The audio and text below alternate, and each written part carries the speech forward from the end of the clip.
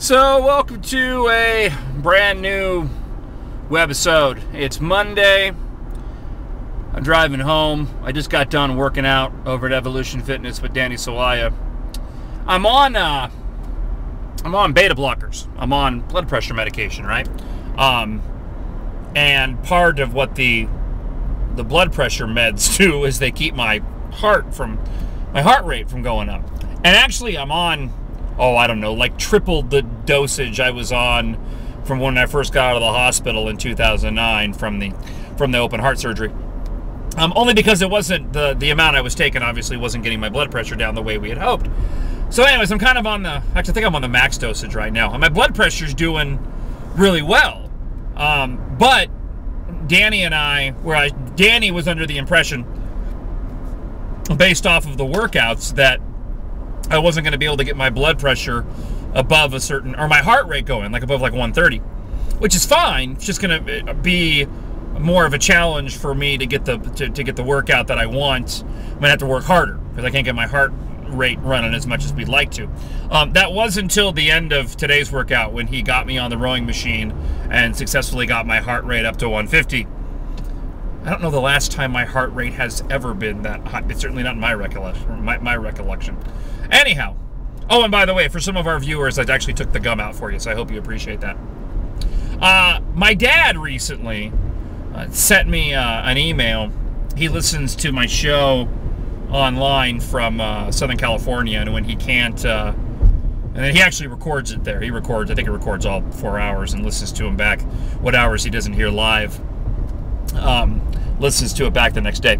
Anyways, he emailed me one day, and he said, "You must be my son because you always take personal stories and relate them to points you're trying to make." My dad used to drive me nuts doing that, by the way.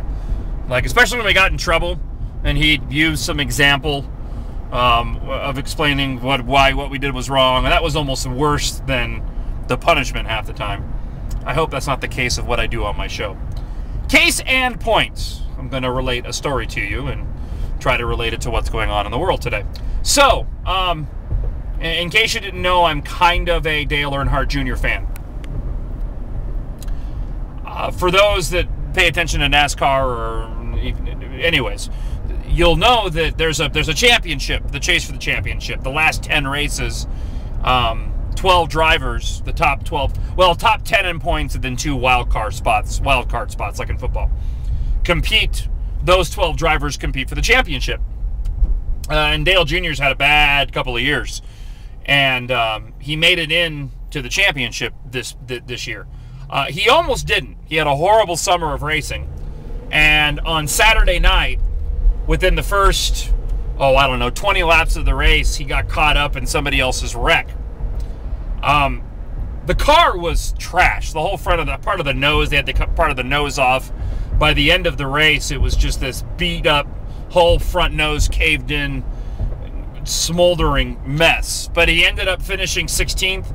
He had to at least place 20th to have the points fall in his favor to get into the chase, and he actually made it in with like a 20-point cushion.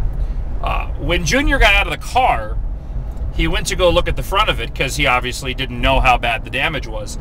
And when he got out of the car, he looked at it and kind of was shocked because he didn't realize how bad the damage was. It was a short track, so the aerodynamics don't matter nearly as much. And he's seen, it's not the first time we've seen semi-wrecked cars actually be competitive.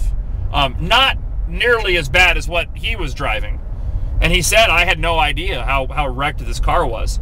I'm convinced that if Junior knew how bad that car looked, he would not have done as well as he did. I think his head would have gotten out of the game.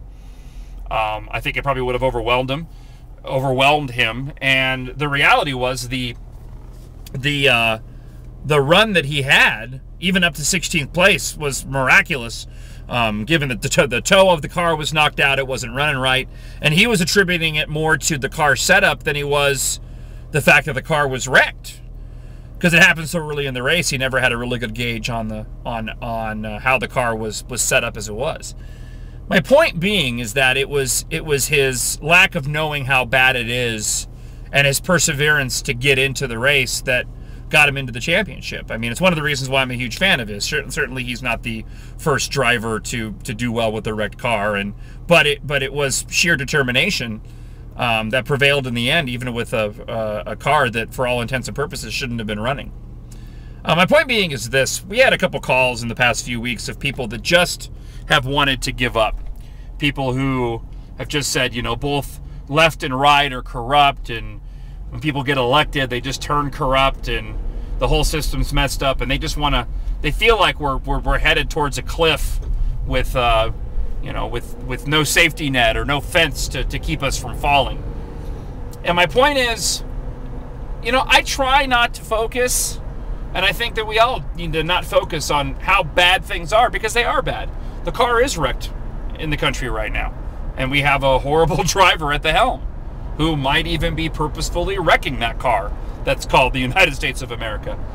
But, you know, if we sit back and dwell how bad it is and how bad it's going and how worse it could get, we're not going to get anywhere. We have to keep persevering, and you've got to stay engaged, because not every politician is corrupt, and some politicians actually do go and get elected and keep their word.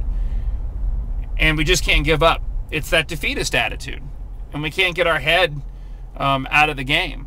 I get it, and I understand it, but I was just watching that race on Saturday night, and it was just cool for me being a fan, and after having so many years, or the past couple of years, I should say, of disappointment, to see, you know, Junior get into the chase.